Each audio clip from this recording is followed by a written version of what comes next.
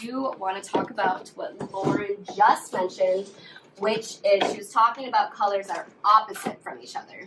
So when she's saying opposite, she means like on a color wheel directly across from it on the color wheel. All right, so we have orange for our rocks, like pretty much orange, right? We did a lot of mixing with like browns and different yellows and different reds, but we got to like an orange of some sort. So across from that is blue.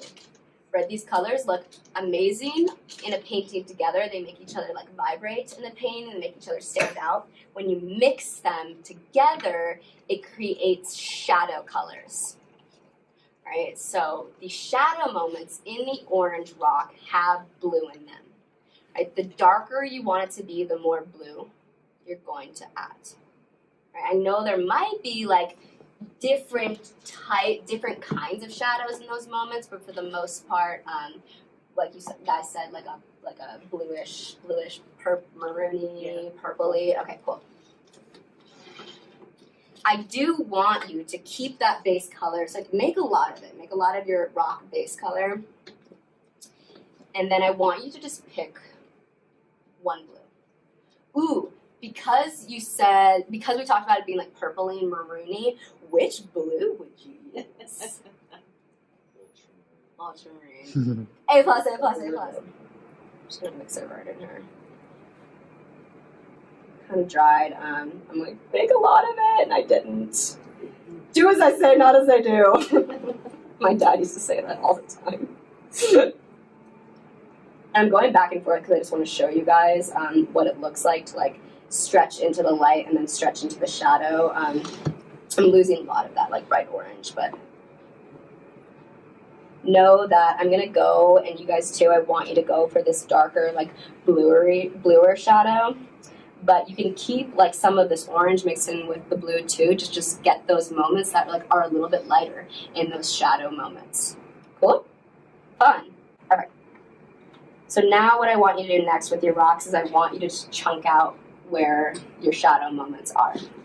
All right, so talk to me about the chunks. Really fancy art terminology here. Talk to me about the chunks. A hand with two fingers. A hand with two, oh! You see? Nice. I love interpretive dances. Like when I can't explain something, I'm like, it's like, you know, like that. Two little fingers at the bottom. Two fingers. There you go. So it's like. Okay. Yeah, totally see that. Thumbs wrapped around the other side. Mm-hmm. It's funny. Okay, cool. I love it. I like to start with like the bigger chunk. I know there's kind of like the striations. That's what I'm looking for. Striations of the lighter bits in there. I think it makes more sense to just simplify and get rid of those striations and bring them in later. Those are like details that we can just layer in later, and something you probably just don't need to worry about today, which is great. Ooh, what I really want to do is I want to separate, so now I want to separate where that front rock is. You guys see that front rock up there? Mm-hmm. It kind of goes down. Give me some type of interpretive dance or saying for that front rock. What is it? I was asking a lot. I feel like, who's got an interpretive dance? Or it goes like up and then down, up, down, right? Yeah.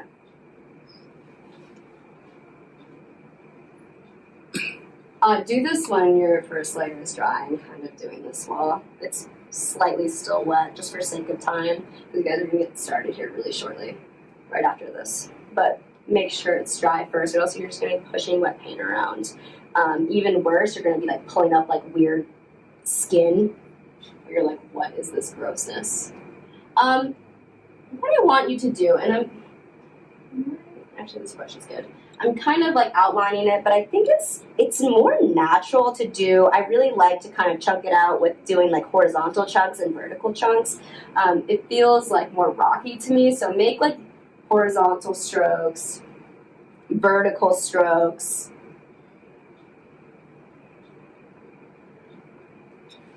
And I want you to fill in your shadow moments that way. And if it makes more sense to you, like outline it and do it, I guess you could do that as well. But like even with this like top shadow moment, like right in the middle up top, like just putting like a nice big horizontal chunk like that. this is just simplifying. To me, it's like instead of like trying to figure out these really intricate shapes, you're just using simple shapes that you're familiar with to break down these shadow moments. You love it? Love it. Yes. My mind Simplify. complicates everything. I want to look at the little. Yeah, I do that too, honestly. Yeah.